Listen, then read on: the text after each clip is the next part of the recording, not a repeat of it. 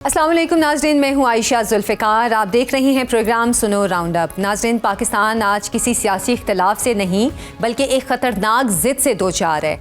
ऐसी ज़िद जो हर बार मुज़ाकरात को कमज़ोरी, कानून को रुकावट और रियासती नज़्म को दुश्मन समझती है।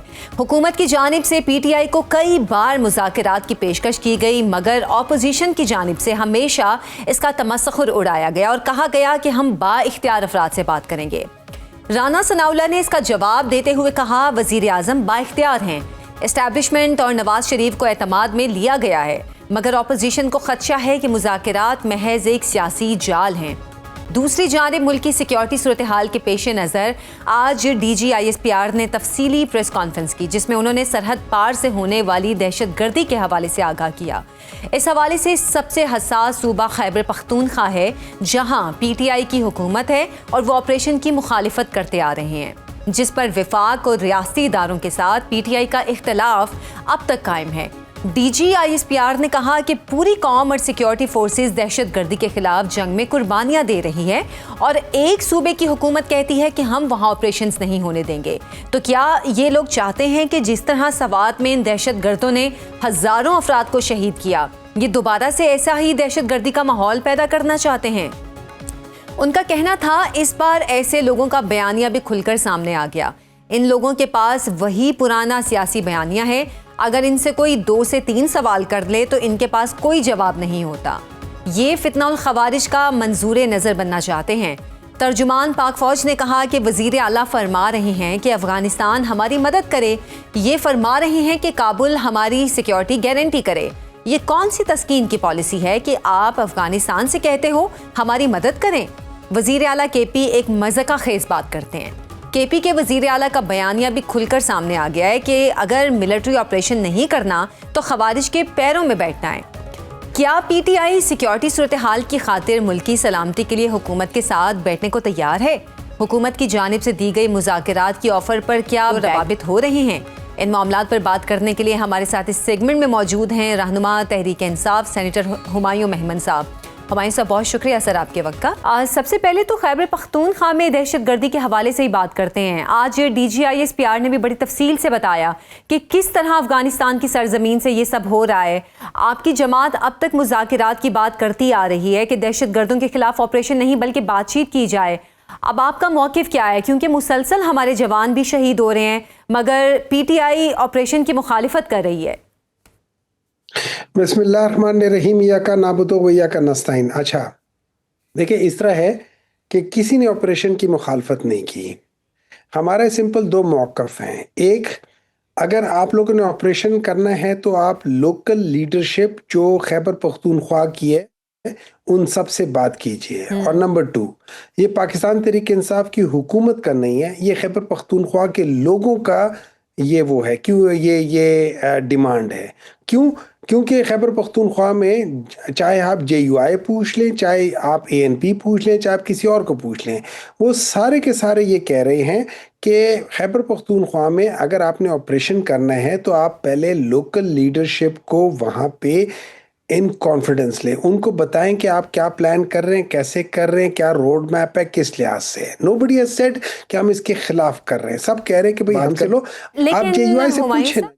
हुमायूं साहब, लेकिन DG ISPR ने आज प्रेस कॉन्फ्रेंस में दिखाया कि किस तरह सुहेल अफरीदी, असद कैसर और जो दीगर खैबर पख्तूनख्वा असेंबली के मेंबरान हैं, उन्होंने फौजी ऑपरेशन की मुखालफत की है और फौज पर इल्ज़ाम लगाए हैं मादनियात और डॉलर्स के। कि आप इस बयानी को बतौर पाकिस्तानी सियासी जमात दुरुस्त समझते हैं? मतलब उनकी जानिब से ये दिखाए गए हैं प्रूफ? देखिए, इस तरह ये होता है कि मैं आपको एक बात बताऊं, आप ज़रा जाके पाकिस्तान तहरीक इंसाफ के अलावा बाकी जितनी भी पॉलिटिकल पार्टीज़ हैं जो खैबर पख्तूनख्वा की है, आप उनसे पता कर लें कि वो क्या कहते हैं। सच ये है कि पूरे खैबर पख्तूनख्वा की पॉलिटिकल पार्टीज़ सब ये कहते हैं कि ये चीज़ होगा। इसमें आप प्लीज़ आइसोलेट ना करें पाकिस्तान तहरीक इंसाफ को। ये is not good for the country. तो यही मैसेज क्या फौज को, एस्टैब्लिशमेंट को भी पहुंचाया गया है कि तमाम सियासी जमातों के भी मौक़िफ़ को देख लें? और मतलब मुखालिफत तो नहीं है, लेकिन मुकामी क़यादत, जैसे आप बात कर रहे हैं कि मुकामी क़यादत को एतमाद में लेकर ये चीज़ को आगे लेकर जाना चाहिए। मेरे ख्याल में इसको बहुत दफ़ा लाउड एंड क्लियर कहा गया है कि हम चाहते हैं कि जब आप देखिए इस तरह है कि पाकिस्तान के अंदर कोई 25 के करीब ऑपरेशंस हुए हैं, ठीक है। उनमें से जो सबसे ज़्यादा जो दूररस या जिसके ज़रा बेहतर नताइज थे वो 2014-15 का था, जो उसके बाद हुआ था, ये APS के बाद हुआ था। जी जी बिल्कुल। उसकी वजह ये थी कि उसके अंदर आपने जितनी भी पॉलिटिकल पार्टीज थी सबको ऑन बोर्ड लिया था, सबको एक साथ बिठाया था, सबकी लीडरशिप को, जो टॉप लीडरशिप है, जो डिसाइसिव है, उन सबको एक साथ बिठाया था और उसके बाद आपने मिल के एक डिसीजन लिया था। तो उसके कम से कम जो जो आउटकम थे वो बेहतर थे। आज अगर हम देखते हैं 2013, 14, 15 में जो number of problems between Pakistan की हुकूमत और अफगानिस्तान की हुकूमत या अफगानी के दरमियान में और पाकिस्तान के दरमियान में जो प्रॉब्लम थे, सबसे ज़्यादा 3.7 मिलियन वाक़यात हुए थे एक साल में। वो तकरीबन मेरे ख्याल में 13, 14, 15 में से किसी एक साल में हुए थे। 2025 में 4 मिलियन हुए। पाकिस्तान तहरीक इंसाफ के ज़माने में लेस देन 1000 थे। 3 साल 2018 से कम होने शुरू हुए थे, 2019 में कम हुए थे, 2020 में उससे कम होते, 2021 में सबसे कम हुए थे। उसके बाद 2022 में एकदम बढ़ गए थे। 2023-24 में ये दोबारा 1.5 और 2 मिलियन को टच करना शुरू कर दे के आज 4 मिलियन पे चले गए हैं। उसकी वजह यह है कि जब आपको म्यूचुअल ट्रस्ट ना हो, जब आपको आप बाज़ चीज़ों के ऊपर, लेट्स से मैं आपको घसीटने की वजह से या आपको किसी चीज़ में वो करने की वजह से मैं कुछ ऐसे काम करूंगा जिसका ओवरऑल आउटपुट अच्छा नहीं होगा, तो वो चीज़ कभी ठीक नहीं जाएगी। और नंबर लेकिन हुमायूं साहब, PTI पर जो एतराज़ भी किया जाता है कि PTI तालिबान से तो बातचीत की हामी है मगर अपने सियासी मुखालिफिन के साथ मुज़ाकरात को संजीदा नहीं लेते, वहाँ पर इनकार कर दिया जाता है। जैसे कि अभी हालिया दिनों में भी वज़ीर आज़म ने मुज़ाकरात की पेशकश की मगर आपकी जमात ने इख्तियार ना होने का कहकर उसे मुस्तरद कर दिया। आप मुज़ाकरात मुल्क में सियासी निज़ाम की बेहतरी के लिए चाहते हैं या सिर्फ 1 पॉइंट एजेंडा इमरान खान की रिहाई है? क्योंकि PTI का फोकस तो यहीं पे है ना। देखिए मैं आपको एक बात बता देता हूँ, इमरान खान अगर रिहा होना चाहे तो इमरान खान आज रिहा हो जाएगा। उसको सिर्फ एक काम करना पड़ेगा कि उसको भी मियाँ नवाज शरीफ बनना पड़ेगा, उसको भी कॉम्प्रोमाइज़ करना पड़ेगा, उसको भी अपने आप को जेल से निकालने के लिए सच झूठ झुकना ये सब कुछ करना पड़ेगा। इमरान खान कहता है कि मैं मियाँ नवाज शरीफ नहीं बनना चाहता। He doesn't want to be मियाँ Nawaz Sharif. He doesn't want to be any other politician। वो कहता है कि मैं अपने मौक़िफ़ पे सही है या गलत है, मैं अपने को मौक़िफ़ पे खड़ा रहूँगा, मैं झुकूँगा नहीं। और नंबर 2, मेरे केसेस मुझे ना माफ़ करे, मेरे केसेस अदालत से माफ़ होते तो हों, अदालत से माफ़ नहीं होते तो ना हो। अदरवाइज आज वो कह दें कि यार सॉरी मैं आपके साथ कॉम्प्रोमाइज़ करना चाहता हूँ, आज वो जेल से बाहर निकल आएंगे। तो that is one thing. Number 2, उन्होंने हम लोगों को कहा, पाकिस्तान तहरीक इंसाफ को कहा कि आप लोग मेरी खातिर आप लोगों ने कुछ नहीं करना, आप लोग बाकी जितने भी लोग हैं उनके लिए करो, लेकिन उसूल ये है कि हम लोग इस लेट्स से हमें थोड़ा सा ट्रस्ट डेफिसिट नहीं, बहुत सारा ट्रस्ट डेफिसिट है इस गवर्नमेंट के साथ। इस गवर्नमेंट के साथ जब हमने बातचीत शुरू की, जो पिछले साल मेरे ख्याल में थी या पिछले साल थी, कि जब हमने बातचीत शुरू की थी तो इन्होंने कहा कि हमें इन राइटिंग दो। जब हमने दूसरी मीटिंग में इन राइटिंग दिया था तो तीसरी मीटिंग में, उस मीटिंग से पहले इन लोगों ने एक प्रेस कॉन्फ्रेंस की जिसमें जो उस मीटिंग के हेड थे, ठीक है, इरफान सिद्दीकी साहब, मरहूम इरफान सिद्दीकी साहब, वो दरमियान में बैठे थे, राना सनाउल्लाह एक तरफ बैठे होते और ये अता तारक दूसरी तरफ बैठे थे। और इन्होंने ये ऐलान किया था कि जो पाकिस्तान तहरीक इंसाफ मांग रही है वो नामुमकिन है। पाकिस्तान तहरीक इंसाफ ने क्या मांगा था? सिर्फ 2 चीज़ें मांगी थी। एक, पाकिस्तान तहरीक इंसाफ ने कहा था कि आप लोग हमें कहते हो कि हम लोगों ने 9th में कराया है, हम उसका एक मुतालबा करते हैं कि एक जुडिशल कमीशन बनाओ और अनबायस बना के उसकी आप फाइंडिंग दे दो। क्या ये बुरी बात है मांगना? नंबर 2, हम लोगों ने कहा था कि पाकिस्तान का असल प्रॉब्लम जो है वो है पॉलिटिकल इंस्टेबिलिटी और उसकी बेसिक वजह है हर दफ़ा के इलेक्शंस को मैनिपुलेट करना, चाहे वो 2018 के हो, 2024 के हो, 2013 के हो, 2008 के हो, आप चले जाएं जब तक आप जा सकते हैं। तो इस प्रोसेस को ठीक करने के लिए ये 2 मुतालबे थे। मुझे एक बात बताएं, इन 2 मुतालबों में क्या बुराई है? लेकिन सियासी इख्तलाफात तो हर जगह भी होते हैं और हमेशा से चले भी आ रहे हैं। हम हमेशा से देख रहे हैं कि जो अपोजिशन में होती है वो हुकूमत में रहने वाली पार्टी से इख्तलाफ करती है, तो इन इख्तलाफात के बावजूद भी मुज़ाकरात तो चलते हैं। अब जो पेशकश की गई है उस पेशकश को क्यों नहीं एक्सेप्ट किया गया? देखिए इस तरह है, वो कहते हैं ना वंस बिटन ट्वाइस शाय वाली बात है। मैं आपको एक बात बता रहा हूँ, इमरान खान ने कहा है, एक मैंडेट दिया है तहरीक तहफ़्फ़ुज़ आइन पाकिस्तान। अच्छा, उसमें पाकिस्तान तहरीक इंसाफ की भी रिप्रेजेंटेशन है, उसमें बाकी लोगों की भी है, और उसमें अचकज़ई साहब एज अ हेड है। अच्छा, अचकज़ई साहब वो हैं जो कि जब पीडीएम की गवर्नमेंट थी तो वो पाकिस्तान तहरीक इंसाफ के खिलाफ थे, ठीक है।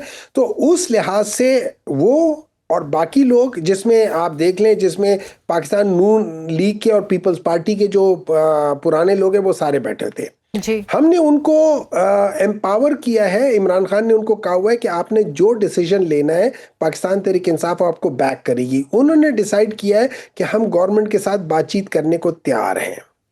अगर गवर्नमेंट सिंसेयर है, मेरा मशवरा गवर्नमेंट को ये है, आप एक दफ़ा इमरान खान की मुलाकात इन लीडरशिप से कराओ जो कि मुज़ाकरात करना चाहते हैं। आई एम श्योर ये इमरान खान को कायल कर देंगे, या इमरान खान से बातचीत करने के बाद पाकिस्तान के अंदर जो पॉलिटिकल इंस्टेबिलिटी का टेम्परेचर हाई है वो कम होना शुरू हो जाएगा। सही। ठीक है, अच्छा। और चीजें नॉर्मलाइज होनी शुरू हो जाएंगी। लेकिन अगर आप नहीं करना चाहते, तो उसने कहा कि नहीं, अगर तुम नहीं हो तुम्हारा दादा होगा, लेकिन मैं सजा तुम्हें दूंगा। अगर आप लोगों ने पाकिस्तान तरीके इंसाफ को वाकई ही टारगेट करके बहाना कुछ भी कर ले, उसका मैं कुछ कर नहीं था, उसका कोई इलाज नहीं है। सही। अच्छा, तो अगर हुमायूं आप साहब, प्री सेट माइंड के साथ आ रहे हैं कि तरीके इंसाफ को करना है, तो फिर I am sorry, there is, मतलब फिर आप, मैं जो मर्जी कहता फिरूं, आप उसको नहीं मानोगे। अच्छा, आखिर में आपसे जानना चाहूंगी, पीटीआई की जानिब से 8 फरवरी को पहिया-जाम हड़ताल का ऐलान किया गया। इससे कबल भी कई बार पीटीआई जलसे और एहतजाजी तहरीक की कॉल दे चुकी है, मगर वो इसमें बड़े पैमाने पर कामयाब नहीं हुई कि हुकूमत को कोई मसाइल पेश आए हों। इस बार ऐसा क्या नया होगा, या सिर्फ अलामती एहतजाज ही होगा इस बार भी? देखिए, अगर पाकिस्तान तहरीक इंसाफ कभी कामयाब नहीं हुई, तो फिर आपको डर किस बात का है? फिर तो आपको एंजॉय करना चाहिए, चिल करना चाहिए, लेट देम डू इट। फिर फेल हो जाएंगे, आपको डर किस बात का? मैं आपको एक चीज समझा देता हूँ। आपको पता है कि इस वक्त पंजाब में क्या हो रहा है? इस वक्त पंजाब में ये हो रहा है कि अगर किसी शादी के ब्याह के अंदर भी कहीं कोई इमरान खान की तस्वीर या इमरान खान के नाम पे नारा लगाते हैं, उसको पकड़ के बंद कर देते हैं। आपको पता है पंजाब में क्या हो रहा है? खासतौर पे गुजरांवाला में, अगर किसी जगह पे भी कोई ऐसी चीज होती है जो इमरान खान के नाम पे होती है और वहां नाम लिया जाता है, उसको बंद कर दिया जाता है। अगर हम इस तरीके के साथ ये सिस्टम चलाएंगे, ये सिस्टम इतना ज़्यादा जुल्म जो है ना, ये नहीं चल सकेगा, ये बाउंस बैक करेगा और आपको इससे बहुत नुकसान होगा। ऑलरेडी 4 साल से आप जुल्म कर रहे हैं, और 4 साल से ये हो रहा है कि पाकिस्तान की जो एक्चुअल ग्रोथ रेट है वो पाकिस्तान की पॉपुलेशन ग्रोथ रेट से कम है। दैट मीन्स हम नेट -0.85 के लिहाज से जा रहे हैं। मत करें ऐसा, ठीक है, बहुत बहुत मत करें शुक्रिया। वो काम जिस पाकिस्तान को नुकसान हो रहा है। बहुत बहुत प्लीज शुक्रिया। मत। हुमायूं मोहम्मद साहब हमारे साथ मौजूद थे, रहनुमा तहरीक। एक ब्रेक से वापस आएंगे, स्टे विद अस। इसी पे हम बात करेंगे। हमारे साथ मौजूद हैं air vice martial Sajid Habib साहब। साजिद साहब, बहुत शुक्रिया आपके वक्त का।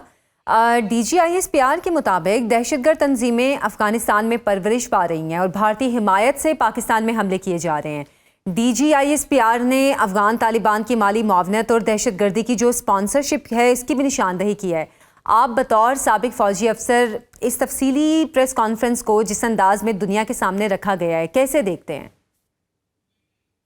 देखिए, जितने हकायक आज DGISPR ने पेश किए, ये सब हम सब जानते हैं, मीडिया जानता है, आप सब जानते हैं, क्योंकि बार बार ये सारे शवाहद, ये सारे जो सबूत हैं, ये सारे दुनिया के सामने पेश किए जा चुके हैं। अफगान तालिबान को बहुत दफ़ा बताए जा चुके हैं। जितनी आई थिंक हमारी डिप्लोमेटिक ट्राई पार्टी मीटिंग्स हुई हैं, वो कतर के साथ और सऊदीया के, चीन के साथ, वो सब बताए जा चुके हैं। और तो और इसको इंडोर्स जो है वो यूनाइटेड नेशंस भी कर चुकी है। तो मैं समझता हूँ ये जो आज की मीटिंग है ये बड़ी अहम है, क्योंकि बीच में देखिए, जब तक आप अंदर लगी दीमक को नहीं हटाएंगे, नुकसान होता रहेगा। बिल्कुल। और मेरे ख्याल में DGISPR की जो मैं एक समझाऊं कि इस का एक लुब्बे लुआब जो ये था कि ऑपरेशन करने से पहले पूरी कौम को एतमाद में लेना, और मीडिया के लोग, आप लोग जो है, आप कौम तक, दुनिया तक ये बातें पहुंचाते हैं। इसलिए सबसे अहम जो ग्रुप, जो एक और जो मीडिया के लोग हैं उनके साथ बैठ के ये ब्रीफिंग हुई है। और उन्होंने जो भी बात की है, मुझे जो कुछ मैंने अपनी सर्विस के दौरान देखा, जैसे ये दहशतगर्दी 2009, 10, 11 में चली, फिर एपीएस का एक इंतहाई बड़ी ट्रेजेडी हुई, उसके बाद भरपूर ऑपरेशन हुआ और चीजें बहुत हद तक अंडर कंट्रोल हो गई। उसके बाद फिर क्या हुआ? क्या हुआ कि ये तालिबान जो है, और आपने कहा कि भारत की प्रॉक्सी, अब ये टीटीपी अफगान तालिबान की प्रॉक्सी भी है, बिल्कुल, ये मुसाद की प्रॉक्सी भी है, रॉ की तो है ही। तो आई थिंक ये एक प्रीकर्सर है और ये बड़ा अच्छा किया डीजीएसपीआर ने। तमाम, मैं बड़े गौर से सुनी है तमाम, उन्होंने जो जवाबात सवालात के दिए हैं बड़े मुदल्लल अंदाज में दिए हैं। और अब देखिए आगे आगे क्या होता है। हमने इस मेनस को जड़ से खत्म करना है और कई दफा जड़ें आपके घर तक आ जाती हैं तो उनको भी काटना अच्छा पड़ता साजिद है। साहब, जो आपने अभी बात की, कॉन्फ्रेंस में भी डीजीआईएसपीआर ने वाजे अंदाज में कहा कि अफगान तालिबान दहशतगर्दी को स्पॉन्सर कर रहे हैं। क्या ये बयान भी हम इस बात का ऐलान समझें कि अब अफगानिस्तान के अंदर मौजूद दहशतगर्द नेटवर्क्स को बराह रास्त टारगेट किया जाएगा, चाहे नताइज कुछ भी हों? देखिए, हम तो ये पहले उनको एक डेमोन्स्ट्रेशन दे चुके हैं। जी, हम स्ट्राइक करके उनको ये दे चुके हैं, ये पैगाम दे चुके हैं क्योंकि हमने फैसला कर लिया है, हमने हार्ड स्टेट बनना है और दहशतगर्द जहां पे भी हों वहां पे हम उनको जाके मार सकते हैं और मारेंगे, वो उधर हो या इधर हो। तो देखिए, एक आपको याद होगा कि वो इसहाक डार साहब ने कहा था कि हमने इनको कहा कि आप टीटीपी को रोकें। तो क्या कहा था इन्होंने? इतने अरब दे दें तो हम इनको पीछे कर देंगे। दैट मीन्स कोई उनको उससे कम रकम दे के ये काम करवा रहा है। और ये पैसे की खातिर इन्होंने कहा कि आप हमें इतने पैसे दें, इनको रोक देंगे, इससे क्या साबित होता है? इसका पहली बात तो ये कंफर्म हो गया कि उनके पास बैठे हुए हैं। बिल्कुल। लेकिन वो दूसरा नुकता जो डीजीएसपीआर ने भी कहा, मैंने भी कहा कि क्या बात है कि जो एपीएस के बाद ज़रब हुआ था, ये सारी चीजें बहुत हद तक 10% से भी नीचे पर आ गई थी। अब वो फिर 57% जो है वो बलोचिस्तान में हो रहे हैं, केपीके में हो रहे हैं। 700 जाने जो है वो इस पिछले साल में भी गई हैं। ठीक है, इस दफा हमने बेहतरी की, हमने ज्यादा दहशतगर्द मारे हैं, लेकिन वो जिस तरफ इशारा कर रहे थे, क्या फिर उनकी जिम्मेदारी नहीं है कि ये कहने से जी ऑपरेशन नहीं होने देंगे? तो भाई अपने एरियाज में आपकी हुकूमत है, आप उनको जरा इन चीजों से पाक करके दिखाएं। बिल्कुल, बिल्कुल। बॉर्डर की हद तक तो ठीक है, जो डीप आके वो जो हरकतें कर रहे हैं वो कौन कर रहे हैं, कौन उनको लेके आया? So I think very clear message DG ISPR का। साजिद साहब, खैबर पख्तूनख्वा में भी 80% दहशतगर्दी के वाकयात का जिक्र किया गया है। आप क्या समझते हैं कि अब केपी में खालिस्तान सिक्योरिटी बेस सख्त और तवीलुल मुद्दती ऑपरेशनल फ्रेमवर्क नाफिज किया जाएगा? नासूर जब बढ़ जाए ना, वो होम्योपैथी एलोपैथी हिकमत से ठीक हो तो फिर उसको काटना जरूरी होता है और उसके लिए कभी कभी मरीज को तकलीफ बर्दाश्त करनी पड़ती है ताकि एक लंबी बाद में सेहतमंद जिंदगी गुजार सके।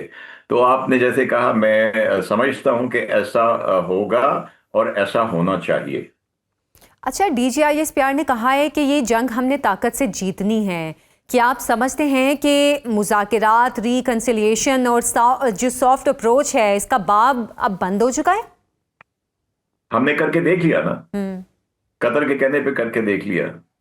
लेकिन एक चीज यहाँ पे नोट कीजिए, जब दोहा एग्रीमेंट हुआ था, आप गूगल कर लीजिए, आपको याद भी होगा शायद, दोहा एग्रीमेंट के फौरन बाद उनके जो वो सुहेल साहब वहां पे बैठे हुए, इनके स्पोक्स पर्सन टीटीपी, इनके अफगान तालिबान के, उनका नेक्स्ट कनेक्शन किसके साथ हुआ था? मोसाद के साथ हुआ था। He went on an Israeli channel. तो ये सारा नेक्सस है। इसलिए तो जब इनको यहाँ थोड़ी सी मार पड़ी तो भाग के ये इनके मुल्ला मुत्तकी वहां चले गए, भारत में चले गए करने के लिए। जी जी। तो अब ये सिर्फ रॉ का खेल नहीं रहा, अब ये अफगान तालिबान का खेल है। और आप जैसे डीजीएसपीआर ने भी कहा कि अब अफगानिस्तान के अंदर से आवाजें उठनी शुरू हो गई हैं। इनकी लिजिटिमेसी जो इनको एक इंटरिम गवर्नमेंट की दी गई थी, आई थिंक वो खत्म होती नजर आ रही है और ये अंदर से भी शोर उठेगा। और यस, ये हमें अब करना पड़ेगा। सही। तो मजमूई तौर पर आप इस प्रेस कॉन्फ्रेंस को डिटेरेंस सिग्नल समझते हैं या प्री ऑपरेशनल सिग्नल? यानी क्या ये सिर्फ पैगाम है या आने वाले महीनों में ग्राउंड पर एक बड़े एक्शन की तमहीद है? देखिए, मैंने सर्विस के दौरान जब कोई 2.5 साल तक ये सारे ऑपरेशन देखे, पहली बात तो ये कि मुझे जब भी कहीं से ये पकड़े गए इनमें कोई इस्लाम वाली चीज नजर नहीं आ रही। मैं उन चीजों का जिक्र नहीं कर सकता कि इनकी पनाहगाहों से क्या क्या कुछ निकलता था और जी। सारा भारत से आई हुई चीजें होती थी। और आपने कहा कि ये प्रीकर्सर है, सिग्नल है, अगर ये नहीं है तो इसको होना चाहिए। और आई थिंक के बड़ा अच्छा किया DGISPR ने, तमाम मीडिया को, पूरे पाकिस्तान को एतमाद में लिया है, ताकि कल को अगर वो करते हैं तो कम से कम एक जस्टिफाई हो सके कि हमने कौम को एतमाद में लेने की हुज्जत पूरी की है। और ये ऐन आइन के मुताबिक होगा, जैसे जनरल शरीफ ने भी कहा। अच्छा, साजिद साहब, आप एयर वाइस मार्शल भी रह चुके हैं। अगर पाकिस्तान अफ़गानिस्तान के अंदर एयर स्ट्राइक्स करता है तो पाकिस्तान को किस किस्म के चैलेंजेस फेस करना पड़ सकते हैं, और कहाँ तक पाकिस्तान की एक्सेस है कि पाकिस्तान उन इलाकों तक वो एयर स्ट्राइक्स कर सकता है? देखिए, एक्सेस का कोई इशू नहीं है, सीधी सी बात, एक्सेस का कोई इशू नहीं है। और अच्छा। अगर वो एक्सेस जो है वो लेट्स से अगर हमारी फजाइया की या हमारे वेपन्स की रेंज से बाहर हैं तो फिर हम वैसे ही पुरअमन हो जाएंगे। अगर हमने इस तक उनको भगा दिया अफगान पाकिस्तान बॉर्डर से दूर, तो वैसे ही हो जाएंगे। देखिए, ये बड़ी कैलकुलेटेड चीजें होती हैं। आप यकीन कीजिए, कभी भी हमारी फोर्सेस ने एक्शन इस तरह से नहीं किया कि आम लोगों को, जिसको हम कलेक्ट्रल डैमेज कहते हैं, वो हो। ऐसा कभी नहीं होगा कि अगर हमने अफगानिस्तान के अंदर ऑपरेट करना हुआ या वहां पे TTP को हिट करना हुआ या जो भी पाकिस्तान के मुखालिफ है उनको हिट करना हुआ, तो उसकी वजह से कोई कलेक्ट्रल डैमेज होगा। इसलिए अगर ये ऐसे ऑपरेशन हुए तो बहुत सोच समझ के, बड़ी प्लानिंग के साथ होते हैं। और खैर, अब तो वेपन्स भी इतने प्रिसाइज हैं कि वो जहां पे आप स्ट्राइक करना चाहें वहीं करेंगे। और ऐसा हुआ तो इंशाल्लाह पूरी मैं जिम्मेदारी से कह सकता हूं कि हमारी मुसल्लह अफवाज, हमारी एयरफोर्स अफगानिस्तान के जो आम आवाम है उनकी सिक्योरिटी को यकीनी बनाएगी। बहुत बहुत शुक्रिया। Air vice marshal retired Sajid Habib साहब हमारे साथ मौजूद थे। अभी एक ब्रेक से वापस आएंगे हमारे साथ। वेलकम बैक नाजरीन। आज की आलमी पेशरफ बैनुल-अक़वामी सियासत में एक ड्रामाई तब्दीली का इशारा दे रही है। ऐसी तब्दीली जो ये तय कर सकती है कि आने वाले दिनों में तनाज़ात किस तरह लड़े और हल किए जाएंगे। अमरीका की जानिब से वेनेजुएला पर हालिया फौजी हमला और उसके बाद सदर निकोलस मादुरो की गिरफ्तारी ने दुनिया भर में गुस्से, खौफ और शदीद बेयकीनी की फ़ज़ा पैदा कर दी है। इस ड्रामाई पेशरफ के बाद अक़वाम मुत्तहिदा की सलामती काउंसिल का हंगामी इजलास तलब किया गया, जहां गहरी आलमी तकसीम फौरन नुमाया हो गई। चीन, रूस, ब्राज़ील, कोलंबिया, क्यूबा, मैक्सिको और जनूबी अफ्रीका समेत कई ममालिक ने अमरीकी इक़दाम की सख्त मज़म्मत की। इसे वेनेजुएला की खुद मुख्तारी की खुली खिलाफ वर्जी और अक़वाम मुत्तहिदा के चार्टर के लिए ख़तरनाक मिसाल करार दिया। इन ममालिक ने खबरदार किया कि अगर ताकतवर रियासतें बज़ोरे ताकत गैर मुल्की रहनुमाओं को गिरफ्तार करने लगीं तो आलमी निज़ाम खुद टूट फूट का शिकार हो जाएगा। अक़वाम मुत्तहिदा में पाकिस्तान ने तहम्मुल, खुद मुख्तारी के एहतराम और बैनुल-अक़वामी कानून की पासदारी पर जोर देते हुए वाज़े किया कि मुकालमा और पुरअमन हल ही आलमी निज़ाम की बुनियाद होने चाहिए। इस्लामाबाद ने खबरदार किया कि यकतरफा इक़दामात दुनिया को इस्तेहकाम नहीं बल्कि इंतशार की तरफ धकेल सकते हैं। अमरीका ने अपने इक़दाम का दिफा करते हुए कहा कि सिफारतकारी नाकाम हो चुकी थी और ये कार्रवाई सिर्फ उन अफराद के खिलाफ थी जिन पर बैनुल-अक़वामी जुराइम के इल्ज़ामात हैं। ताहम सलामती काउंसिल के मुतादिद अरकान ने सवाल उठाया कि क्या बैनुल-अक़वामी कानून के दायरे से बाहर यकतरफा ताकत का इस्तेमाल कभी जायज़ हो सकता है।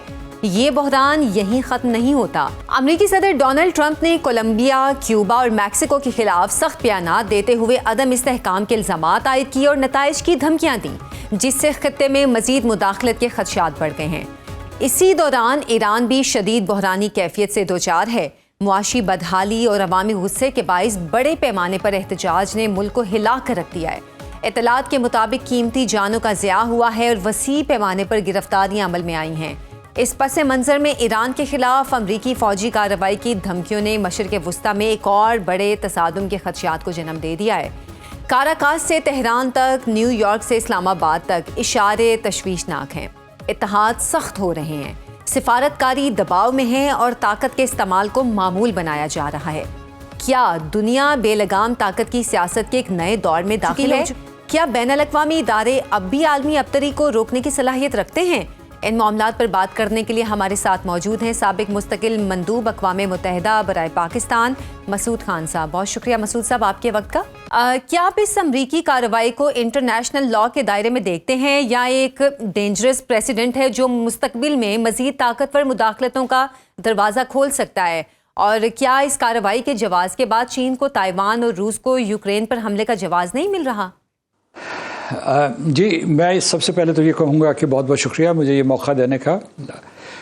ये बात बिल्कुल वाज़ेह है और सलामती काउंसिल के अरकान ने वाज़ेह की है कि जो अमरीकी इक़दाम था, अमरीकी हमला था और जो उन्होंने सदर मडूरो को अमरीका ले आए हैं, ये यूनाइटेड नेशंस के चार्टर की खिलाफ वर्जी थी और कई ममालिक ने इसकी मज़म्मत की है बशमूल पाकिस्तान। तो इसमें कोई किसी किस्म का इबहम मौजूद नहीं है कि बैनुल-अक़वामी क़वानीन के मुताबिक ये गैर कानूनी कदम था।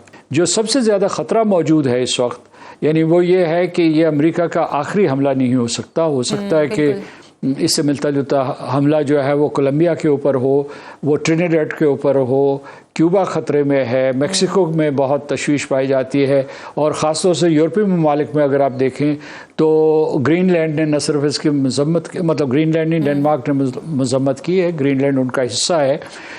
तो सबसे ज़्यादा जो इस वक्त परेशानी है वो ग्रीनलैंड में मौजूद है। अगर आपने यूरोपियन यूनियन के बयानात पढ़े हों या उसके अलावा जो यूनाइटेड किंगडम के हाउस ऑफ कॉमन्स में आपने डिबेट देखी हो तो वहाँ बहुत से अरकान ने अमेरिका के इस इक़दाम की मुखालिफत की है। अगरचे हमें मालूम है कि जो अमेरिका और बरतानिया के बहुत ही करीबी स्ट्रेटिजिक ताल्लुक़ात हैं, तो ये एक ख़तरनाक नज़ीर है और इससे दूसरे ममालिक जो है उनकी हौसला अफजाई हो सकती है कि वो इस किस्म की फ़ौजी कार्रवाई करें।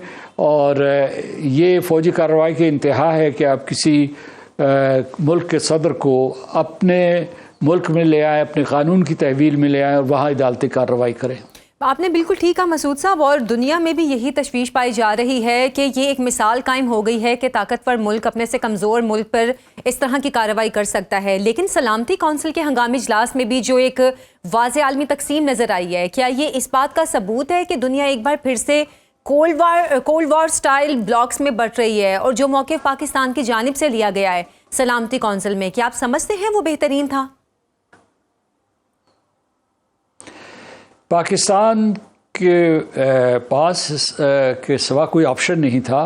हमारा एक उसूली मौक़िफ़ है, हम चार्टर को मानते हैं, हम सिक्योरिटी काउंसिल की बालादस्ती को मानते हैं और यूनाइटेड नेशन चार्टर के मुताबिक आर्टिकल 41 के तहत सिर्फ सिक्योरिटी काउंसिल इस बात की मजाज है और मुख्तार है कि वो यूज़ ऑफ फोर्स की इजाज़त दे, किसी मुल्क को इजाज़त नहीं है। दो और आर्टिकल्स है, उनका 2.4 है, उसके अलावा 2.7 है। ये आर्टिकल्स इजाज़त नहीं देते कि आप किसी इलाके की ख़ुद मुख्तारी या पोलिटिकल इंडिपेंडेंस या सॉवरेंटी की वायलेशन करें। तो ये जो है, आपने कहा कि क्या वहाँ एक सर्द जंग शुरू हो चुकी है? सर्द जंग पहले से जारी है और असल में हमें जो है इस सिलसिले में ये भी देखना होगा कि अमेरिका की या शुमाली अमेरिका और जनूबी अमेरिका की क्या सियासत है। वहाँ मनरो डॉक्ट्रिन का जिक्र किया है सदर ट्रंप ने, तो उन्होंने कहा है कि जहाँ तक इस खित्ते का ताल्लुक़ है, इस हेमिस्फीयर का ताल्लुक़ है, उनकी बालादस्ती है, उनका इजारा है और किसी दूसरे मुल्क को या क़ुव्वत को ये इजाज़त नहीं वो देना चाहते कि वो लातीनी अमेरिका में जाके अपना असर और रसूख कायम करे। अब जो वेनेज़ुएला है वो बहुत भारी मिक़दार में चीन को तेल सप्लाई कर रहा था और उसके अलावा चीन और रूस की वहाँ जो है ताल्लुक़ात बहुत बढ़ रहे थे। तो यहाँ जो ये हमला हुआ है इसका जो मरकज़ी नुक्ता है वो एक जो मैंने पहले बता दिया कि वो नहीं चाहते कि ये बड़ी ताकतें वहाँ मुदाखलत करें या अपने अड्डे कायम करें या अपने टेक्नोलॉजिकल स्पेसेस वहाँ कायम करें, क्योंकि वो समझते हैं कि जो सदर ट्रंप हैं वो समझते हैं कि इससे अमेरिका को बराह रास्त ख़तरा है और उनकी जो बालादस्ती है या इजारा है वो ख़त्म हो जाएगा। लेकिन असल मसला तेल का है। वहाँ वेनेज़ुएला दुनिया के जो 1/5 जो ज़ख़ायर हैं वो वहाँ मौजूद है। ये 1/5 सप्लाई, माफ़ कीजिएगा, ज़ख़ायर उससे भी ज़्यादा हैं और वहाँ बहुत सी कीमती मादनियात और धातें मौजूद हैं। अमेरिका उससे बराह रास्त इस्तेफ़ादा करना चाहता है और अभी तक उन्होंने जो है उनकी अंदरूनी सियासत में अच्छी खासी मुदाखलत पैदा कर ली है कई ज़राए से, जिसमें हुक्मरान जमात भी शामिल है, मुमकिन है उनकी फ़ौज के साथ भी असर और रसूख हो और हिज़्ब इख्तलाफ में भी। तो ये सूरत हाल है, यानी इसका ताल्लुक़ एक इसकी बैनुल अक़वामी डायमेंशन है और एक जो है दोनों अमेरिकाज़ की डायमेंशन है, जिसकी वजाहत या जिसकी तरफ इशारा secretary of state Marco Rubio ने भी किया है। बिल्कुल। अच्छा मसूद साहब, लातीनी अमेरिका में अमेरिका के सख्त जो बयानात हैं, ख़ास तौर पर कोलंबिया, क्यूबा और मैक्सिको के हवाले से, क्या ये मोनरो डॉक्ट्राइन की वापसी नहीं लगती? अमेरिका चाहता है कि बड़ी ताकतों में से उसे कोई ना पूछे और वो किसी को कुछ ना कहे। और अगर दूसरी जानिब हम देखें ईरान के हवाले से, तो ये भी कहा जा रहा है कि ईरान जो है वो इसका नेक्स्ट जो फ्लैश पॉइंट है वेनेजुएला के बाद वो हो सकता है।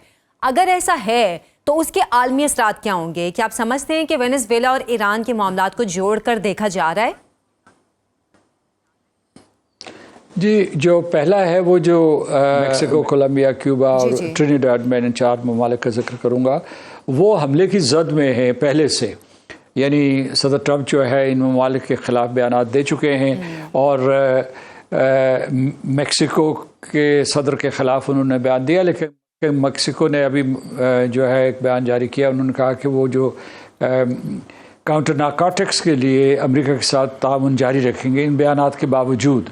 और दूसरे ममालिक भी जो है वो अमेरिका के साथ बराह रास्त तसादम नहीं चाहते, लेकिन मुझे लातीनी अमेरिका के इस हिस्से में जाने का इत्तफाक हुआ है। अच्छा। मैं इस बात पे हैरान हुआ था कि अमेरिका का बैकयार्ड है, लेकिन उसके बावजूद जो है जो वहाँ लेफ्टिस्ट फोर्सेस हैं वो अमेरिका के सख्त ख़िलाफ़ है, हालांकि वो अमेरिका के हमसाए हैं। और उसके अलावा वहाँ यानी मतलब है tens of millions of people जो है वो वहाँ से नकल मकानी करके अमेरिका में आबाद हैं, तो इनके दायमी रिश्ते भी हैं ये जो आसानी से नहीं टूट सकते। दूसरे जो आपने पहलू की तरफ इशारा किया है या जिस नुक्ते को आपने उठाया वो ये कि क्या इसका ईरान के ऊपर कोई मतलब एक प्रेसिडेंट साबित होता है और उसको परस्यू किया जाएगा या नहीं किया जाएगा। तो इस सिलसिले में ये है कि गुज़श्ता बरस ऐसा हो चुका है, वो अमेरिका ने नहीं, इसराइल ने किया था, लेकिन अमेरिका की हिमायत हासिल थी इसराइल को और उसने जो है उस गुज़श्ता बरस जो जंग हुई थी ईरान इसराइल, उसमें जंग के आगाज़ से पहले या जंग के आगाज़ के वक्त ही उन्होंने आला तरीन फ़ौजी, सियासी और उसके अलावा साइंसी क़यादत का कलाकमा कर दिया था और उसमें उन्होंने एस्पियोनाज भी इस्तेमाल की थी, टेक्नोलॉजी भी इस्तेमाल की थी। तो ये अमेरिका की तरफ से भी मुमकिन है। अमेरिका ने माजी में भी हमले किए हैं, उनके जो है जो पासवान के एक कमांडर को भी अमेरिका ने एलिमिनेट किया था।